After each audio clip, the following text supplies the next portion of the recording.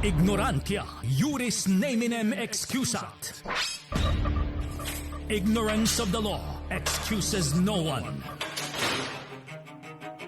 Alamin ang mga probisyon ng ating batas. Ipaliliwanag ni Dean Mel Santamaria. Ito ang Legal Basis. Dean Mel, sorry to keep you waiting. Maganda umaga po sa inyo. Kasama ko si Ma'am Maricel Halili. Magandang umaga sa iyo, Ted at Mase, at sa ating mga tagapakinig at tagapanood. Good morning po sa inyong lahat. Opo, Article 6, Section 11 of the Constitution. Ano sinasabi, Maricel? A senator or member of the House of Representatives shall, in all offenses, punishable by not more than 6 years imprisonment, be privileged from arrest while the Congress is in session. Long-standing tradition din daw po ito. Dean Mel, ano ba ang diwa at intent ng provision na ito sa ating 1987 Constitution? Unang-una, ang diwa niyan ay walang ligtas sa batas kung ikaw ay gumawa ng krimen. Kaya lang, pangalawa, ang mga Senado ay may natatanging pribileyo kung ang kanilang ginawang krimen o inaakusuhang krimen sa kanila ay may parusang hindi humihigit ng 6 na taon, hindi sila madadakip habang may sesyon ang Congress. Sa madalit salita, kung ang isang senador ay gumawa ng krimen, ang parusa ay 6 na taon at 1 araw, hindi na siya excuse. Pwede na siyang dakipin sa session. Siyempre may mga kortesiya dyan. Kaya yung naririnig natin ngayon sa Senado na may long-standing tradition daw na parang may fortress sa paligid nila na hindi sila pwedeng madakip habang may session ay hindi accurate sapagkat may limitasyon ang ginagawa na ang ating saligang batas. Sabi, privilege kayo kung ang parusa ay hindi humihigit ng 6 na taon. Kaya kung 6 years and one day, wala na, sakop ka na, pwede ka nang dakipin. At kung titignan natin, kung pinag-uusapan natin dito ay crime against humanity, meron na tayong batas, Republic Act 9851. Sa Section 7 ang sinasabi, ang sino mang taong akusado dito ay may kaparusahan ng reklusyon temporal. 12 years yun, up to 20 years. O kung may namatay, 40 years, reklusyon perpetua. Doble-doble yun, higit na higit yun sa 6 na taon. Simple mathematics lang.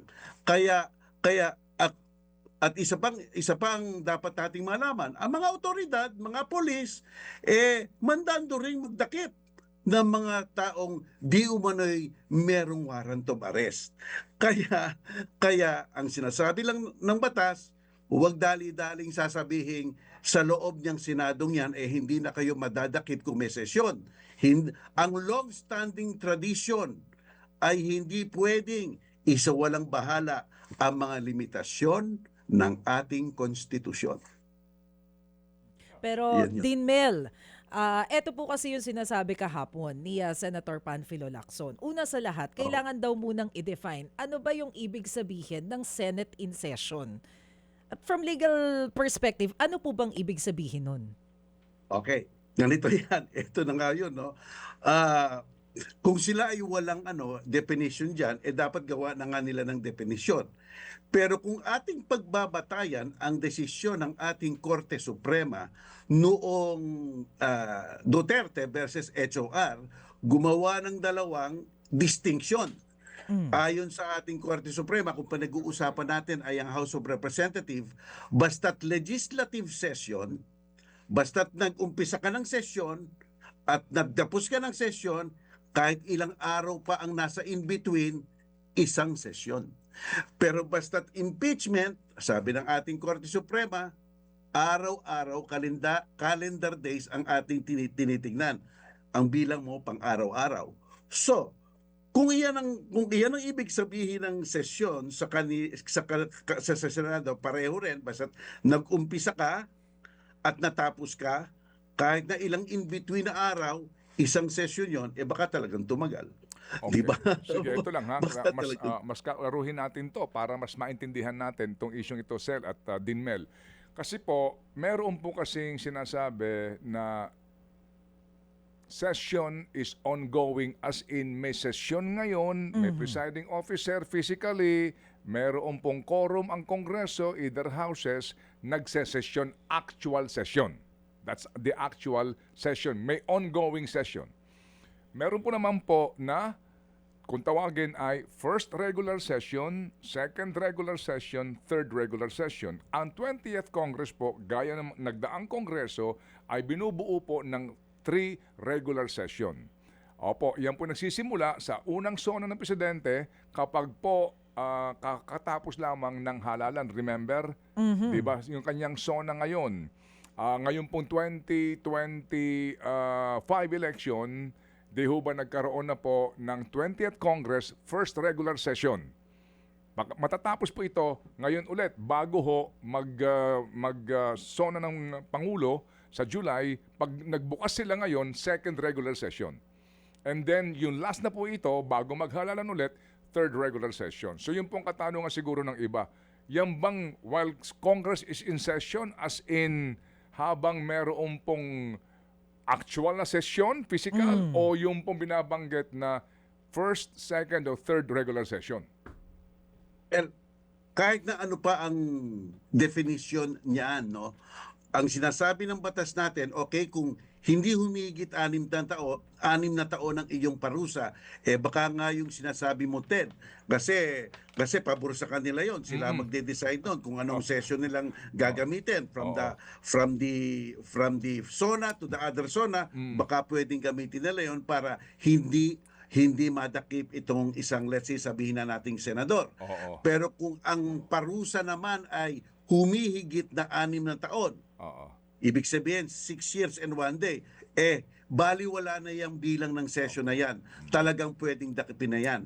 At ang pag-uusapan na lang dyan ng Senado, kung papaanong i-deliver siya, kung nandyan man siya sa loob ng sesyon, sa mga otoridad. Ayun. So, kumbaga dito, Ma'am Maricel, sinasabi ni Dinmel dito, wag mo na hintayin na mag-adjourn ni DIE yung first regular session, di ba? Dito kasi pinag-uusapan, anumang session yan, whether physical o itong first, second, or third regular session, kapag ang penalty doon sa krimen na inaakusa sa miyembro ng Kongreso higit sa 6 na taon ng pagkakabilanggo, wala ka ng exemption, wala ka ng lusot, dapat kang humarap doon sa aresto kung ikaw ay meron ng warrant of arrest. Huwag natin puntahan na itong ICC issue. Puntahan natin itong kasalukuyan with all due respect. Malversation, Dinmel, di ba, na kinakaharap sa flood control. Malversation and bribery. Opo, di ba, bribery, direct bribery pinag-uusapan dito. Ano ba mga penalties niyan sa pagkakaalam mo, Dinmel? Itong malversation na walang piyansa at yung bribery na mas mababa pong penalty pero may piyansa. Piyansa, medyo automatiko na yan, medyo matagal-tagal yan. Kasi nagiging, parang correctional crime yan, no?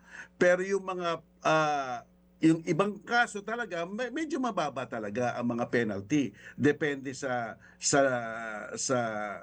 batas natin kung ano ang pinapatong nila diyan. Hindi ko lang malaman kung ano yung mga eksaktong reclusion perpetua o reclusion temporal o mga ganyan, pero ang nakakasigurado basta't hindi bailable, sigladong lampas na yan ng 6 na taon. Opo.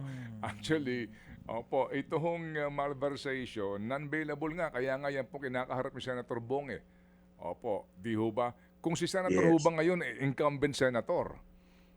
Ito ho, ilagay natin ngayon, di ba? Kung si Senator Bong ay incumbent senator, nilabasan siya ng arrest warrant po ng malversation, kaya wala siyang piyansa ngayon. Ibig sabihin, dahil may session, hindi siya pwedeng arestuhin din? Hindi pwede yun. Malinaw ang ating batas. Ang hangganan dyan, less than 6 years. Pwede kang may privilege ka. Pero kung 6 years and 1 day na yan, wala na. Nag-vanish na ang iyong pribileyo. Iyan ang sinasabi ng batas natin. Okay, so yung nga po, kung sakali po, no, again ha, mawalang galang lang po, pasintabi, kung maglabas ng arrest warrant laban kay senators, alam mo na kung sino-sino ngayon na sinasangkot sa flood control scandal at pagkatapos ang kaso ay malversation, uubra ba ang tradisyon na hindi papayagan yung mga aaresto na pumunta ng Senado at iserve yung warrant? Din, Mel. Wala, hindi iiral o hindi mas mataas ang tinatawag na Senate tradition or House tradition sa sinasabi ng ating konstitusyon. Kaya nga tayo may konstitusyon sapagkat ang ating konstitusyon ay nagbibigay ng kapangyarihan sa mga ating hinalal, pero nagbibigay rin ng limitasyon kasi sabi nga nila, no one is above the law.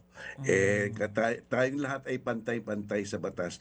Ang pribileyo lang ng isang senador at House of Representative, kung ano man ang sinabi nila sa loob ng Kamara o Senado, habang sila ay nagtatalumpati, hindi sila malalibel. Yun lang. Pero sa lahat ng krimen, still liable sila. Opo. Said Lex, Duralex. Yan. Nako, Din Mel, pwede ba, Manong Ted, pupuntahan ko lang yung usapin ng local court.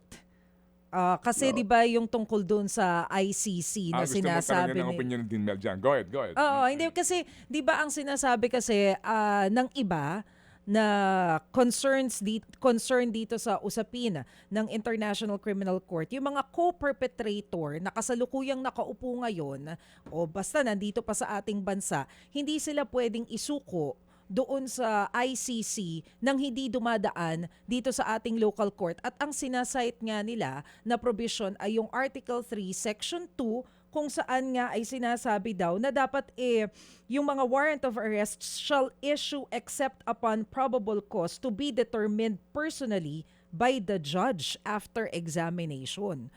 So ito po ba ay pwedeng gawing batayan para sabihin na hindi, i-local court muna natin. Hindi pwedeng maulit yung nangyari kay FPRRD. Sa natin, unang-una, ang crime against humanity ay isang universal crime. Ibig sabihin niyan sa international law, kahit sinong country pwedeng dinggin at magkaroon ng hearing diyan. Yan ang una. Ang pangalawa, ang ating constitution sinasabi, we adopt the generally accepted principles of international law. So therefore, tinatanggap natin yung mga usaping crime against humanity at lahat ng mga alituntunin doon. Pangatlo, nakalagay sa ating Republic Act 9851 na in the interest of justice, kung mayroon ng dumidinig na international tribunal or prosecution sa isang naaakusuhan ng crime against humanity, pwedeng pabayaan na lang ng gobyerno iyon para sila na ang magdinig at para sila na ang magdeterminasyon. Pangapat, sabi ng ating konstitusyon, yung sinasabi mo nga, na ang warrant of arrest ay ini-issue lang ng judge with probable cause. Ang katagang huwes o korte na nasa ating saligang batas ay hindi dinidistinguish. Hindi sinasabing mga lokal na judges lang. Kaya kung hindi nagdi-distinguish ang batas, we should not distinguish. So parehong mag-a-applyan sa foreign judge at local judge or foreign court or local court. Sapagkat sa ating Republic Act 9851, ating ino-authorize at pinupuhintulutan ang foreign court na magdetermina ng probable cause at mag-issue ng warrant of arrest, iyon na ang magsisilbing warrant of arrest dito sa Pilipinas. Kaya ang sagot ko dyan, hindi na kailangan pagdumaan sa ating korte sapagkat mismo ang ating konstitusyon, mismo ang ating batas ay nahandoon na, it's very sound na nahandoon ang legal basis para hindi na pumunta dito sa korting natin dito. Okay. At yan nga po ang pending ngayon, no? Dito po sa Supreme Court ng mga petisyon ng ilang grupo po sa nangyari kay dating Pangulong Rodrigo Duterte. So, Dean Mel, salamat sa inyo pong panahon. Muli kaming natuto po sa isyong ito at sa mga nakikinig sa atin ng mga mambabatas. Yun nga po. Sabi ni Dean, kumbaga ho, the law may be harsh, but that is the law. Dean Mel, salamat na marami. Maraming salamat sa iyo, Ted, at sa ating mga tagapakinig. Mabuhay po ngayong lahat. Mga kapatid, brothers and sisters, saan ka pa? Dito na tayo sa totoo. Dito na tayo sa True FM. Mga kapatid, mag-subscribe and follow po kayo sa social media accounts ng True Network PH. Yan po kami, hanapin nyo lang True Network PH, Facebook, Instagram, YouTube, TikTok, and podcast. Mapa Apple or Spotify man yan, mahahanap nyo kami. Lahat ng mga napapanood at napapakinggan nyo po sa programa, nasa social media accounts namin yan. So, paano mga kapatid? See you sa social media!